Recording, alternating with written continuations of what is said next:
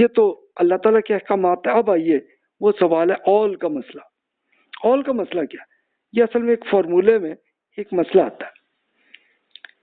فرض کیجئے کہ ایک صاحب فوت ہوئے ہیں، ان کا $1 ملین ہے، ان کی وصیت نہیں، وصیت نہیں بلکہ ان کی اب یہ پورا ڈیوائیڈ کرنا ہے، میت کا ترکہ $1 ملین. ان کے والد بھی زندہ ہیں، یعنی جو صاحب فوت ہوئے ہیں ان کے والد والدہ بھی زندہ ہیں، 2 بیٹیاں ہیں، بیگم بھی ہیں. تو اب دیکھیے کہ ابھی جو قرآن مجید میں آپ نے پڑھا تھا تو یہ تھا نا فارمولا 16.67% والد کا، 16.67% والدہ کا، 66.67% بیٹیاں ہیں، 2 بیٹیاں ان کی زندہ ان کو ہیں، اور 12.5% اتنا ہے. اب آپ اس کو پرسنٹیج کریں تو اتنی اماؤنٹ آ رہی ہے. دونوں کو ٹوٹل کریں تو مسئلہ یہ آیا کہ وہ $1,125,100 اتنا بنا ٹوٹل، جبکہ آپ کے ترکہ ہے $1 ملین. یہ تو زیادہ ہو گیا.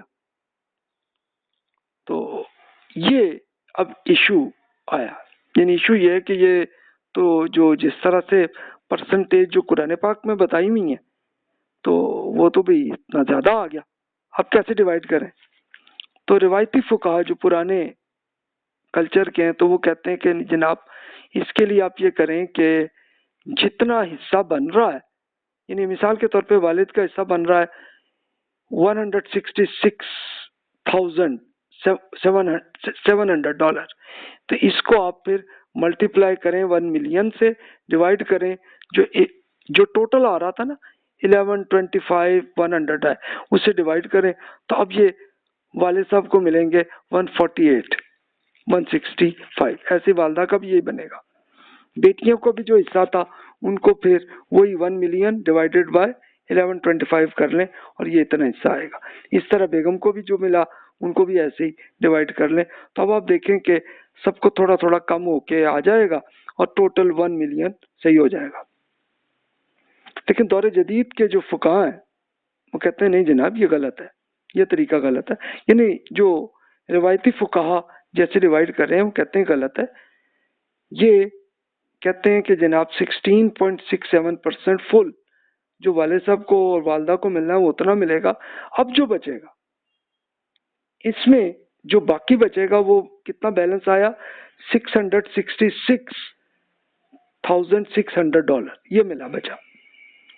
کہتے ہیں جناب اس کو پھر 16.67% آپ ڈیوائیڈ کریں گے 66% جو 44% بیٹیوں کو ملے گا اور بیگم کو 12.5% ملے گا تو 83,325 ملین 325,100,000 یہ ملے گا ان کو. اچھا یہ آپ ڈیوائیڈ کریں گے اس کے بعد پھر بھی بیلنس بچ جائے گا 138,853. اور اس کے لیے ہے کہ ٹھیک ہے کہ جناب وہ جو صاحب فوت ہوئے ہیں انہوں نے اگر کوئی کہا کہ جو بھی بیلنس بچے گا اس کے لیے یہ وصیت کر دینا ٹھیک ہے، نہیں ہوا تو ٹھیک ہے چلو ان کی بچیوں کو بیٹیوں کو بیگم کو مل جائیں گے اس میں. تو یہ ان کا کہنا. تو یہ اختلاف ہوا، یعنی روایتی فقہا کا جس طرح وہ ڈیوائیڈ کر رہے ہیں 1 ملین اوور 1125 کر کے وہ کر رہے ہیں وہ روایتی فقہا کہہ رہے ہیں، اور جو ماڈرن فقہا ہیں وہ کہہ رہے ہیں کہ نہیں جی ایسے ہوگا. تو اب یہ کیوں آیا ایشو؟ آئیے دلیل ہم دیکھتے ہیں. روایتی فقہا کہتے ہیں جناب آل کا مسئلہ ہے کہ کسی رشتوں میں حصے کا ٹوٹل ترکہ سے اگر زیادہ ہو جاتا ہے، یہ ہے آل کا مسئلہ. تو اس کا حل یہ ہے کہ سب میں ٹوٹل کو تقسیم کریں اور پھر قرآن مجید کے مطابق ہر رشتے کے فارمولے پر اسے دے دیں. اور اس کے لیے پھر وہ روایت بیان کرتے ہیں کہ عمر رضی اللہ عنہ کے کیس میں آپ کے عدالت میں ایسا مسئلہ آیا تھا تو انہوں نے ایسا کیا تھا، تو اس لیے آل کا یہ حل ہے. تو دور جدید کے فقہا پھر کہتے ہیں جناب آل کا مسئلہ ناممکن ہے، یہ ہو ہی نہیں سکتا اس لیے کہ اس کی ضرورت نہیں ہے. اور ایکچولی یہ بھی ہوا کہ مستشرقین کے جو کچھ سکالرز جو وراثت کے اسپیشلسٹ تھے انہوں نے قرآن مجید پہ بھی تنقید کی ہے کہ جناب یہ کیا، یہ تو ہو ہی نہیں سکتا یہ کہ اللہ تعالیٰ کو معاذ اللہ نعوذ باللہ یہ ہو سکتا تھا کہ اللہ تعالیٰ کو میتھمیٹکس نہیں آتی معاذ اللہ، یہ کیسے ہو سکتا؟ تو انہوں نے یہ تنقید بھی کی ہے۔ تو اب یہ وہی وہ کہتے ہیں کہ جناب فرض کیجئے کہ میت کے والدین اولاد بیگم ہیں، تو پہلے والدہ کو دیں، پھر رقم میں سے بیگم کو دیں، اور پھر یعنی جو بیلنس میں سے بنے گا، اور پھر جو بچے گا تو یہ بچوں کا ہے۔ اور پھر وہ کہتے ہیں کہ جناب بیٹا نہیں ہے، صرف بیٹیاں ہی ہیں، تو ترکے کا بیلنس باقی رہ جائے گا۔ اگر میت نے کوئی وصیت کر دی تو اسے دے دیں گے، یہ بات ہے۔ اور پھر اس کے لیے وہ روایت جو عمر رضی اللہ عنہ کے بارے میں مقدمہ ہے، تو اس کے لیے پھر وہ ایک اور روایت وہ بیان کرتے ہیں جس میں عبداللہ بن عباس رضی اللہ عنہ سے ہے، تو انہوں نے فرمایا کہ بھی اول نہیں ہو سکتا، اللہ تعالیٰ ہر مخلوقات کو جانتا ہے، یہ کیسے ہو سکتا ہے کہ اللہ تعالیٰ کو میتھمیٹکس نہیں آئی؟ اور پھر وہ قرآن مجید میں جو ادب کہ عربی زبان میں وہ کہتے ہیں کہ اصل میں یہ غلطی ہوئی ہے، تو یہ غلطی کہاں سے آئی ہے؟ تو یہ غلطی ہو نہیں سکتی، وہ کہتے ہیں یعنی یہ غلطی کیسے آئی ہے کہ یہ عمر رضی اللہ عنہ سے ایسا یہ جو ایک روایت آئی ہے مستدرک حاکم میں، تو یہ حدیث صحیح نہیں ہے، کوئی روایت صحیح نہیں ہے، اس میں کوئی غلطی ہوئی ہے۔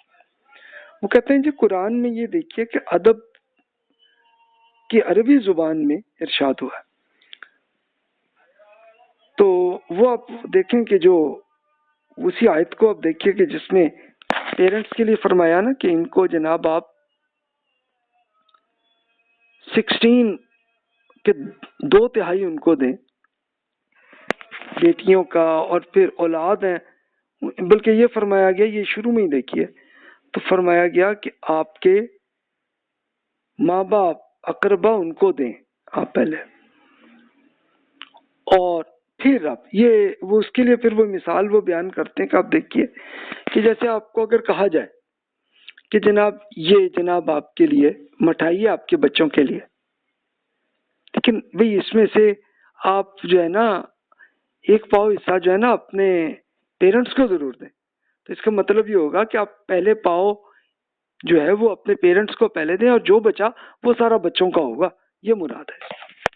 تو اس لیے وہ کہتے ہیں کہ جناب یہ عربی زبان کے لحاظ سے آپ خود اس کو دیکھیں کہ جناب اس سے مراد یہ ہے کہ جن کے لیے کنفرم جن کا پرسنٹیج پہلے کر دی ہوئی ہے وہ پیرنٹس کو پہلے ملے گی، اس کے بعد باقی پھر جناب آپ کی اولاد کا حصہ ملے گا۔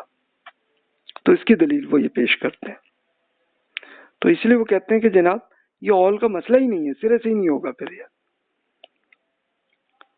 تو اس لیے وہ کہتے ہیں کہ جناب وہ عمر رضی اللہ عنہ کا جو بارے میں جو مقدمہ کی روایت ہے تو وہ روایت غلط ہے، اس لیے کہ ابن عباس رضی اللہ عنہ کی روایت جو ہے وہ صحیح ہے کہ جنہوں نے یہ فرمایا بھی اللہ تعالیٰ کوئی میتھمیٹکس نہیں جانتا، یہ کیسے ہو سکتا کہ اللہ تعالیٰ تو ایک ایک مخلوق اس کی پوری کیلکولیشن ایک ایک وہ بالکل چھوٹے چھوٹے کیڑے کو بھی اللہ تعالیٰ جانتا ہے، تو یہ کیسے ہو سکتا ہے اللہ تعالیٰ میتھمیٹکس نہیں آتا؟ یہ نہیں ہو سکتا، تو یہ ہو ہی نہیں سکتا کسی طرح۔